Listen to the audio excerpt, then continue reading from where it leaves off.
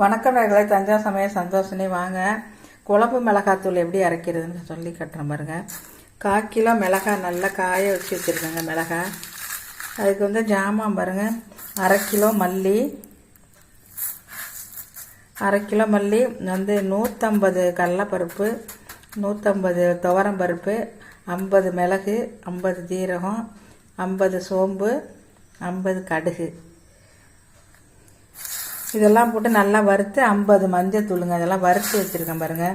சூப்பராக இருக்குங்க. நீங்களும் வறுத்து இந்த மாதிரி வறுத்து பாருங்கள். எல்லா குழம்புக்குமே, நம்ம கறி குழம்பு, மீன் குழம்பு, எல்லா குழம்புக்குமே இதை சாம்பார் பொடி, சாம்பாரும் டேஸ்டியாக இருக்குங்க. இதே மாதிரி நீங்களும் வறுத்து சாம்பார் பொடி செஞ்சு பாருங்கள். குழம்பு மிளகாத்தூள் சூப்பராக இருக்கும். வாங்க அரைச்ச தூளை காட்டுறேன் பாருங்கள். செமையாக இருக்கும் பாருங்கள். சூப்பராக இருக்கும் பாருங்கள். ரொம்ப டேஸ்டியாக இருக்கும். நீங்களும் இந்த மாதிரி அரைச்சி பாருங்கள். எங்கள் வீட்டில் இது மாதிரி தான் அரைப்பாங்க. ரொம்ப நல்லாயிருக்குங்க. செஞ்சு பார்த்துட்டு கமெண்டில் சொல்லுங்கள். இந்த வீடியோ பிடிச்சிருந்தால் லைக் பண்ணுங்கள், ஷேர் பண்ணுங்கள், சப்ஸ்கிரைப் பண்ணுங்கள். வாழ்க வளமுடன்.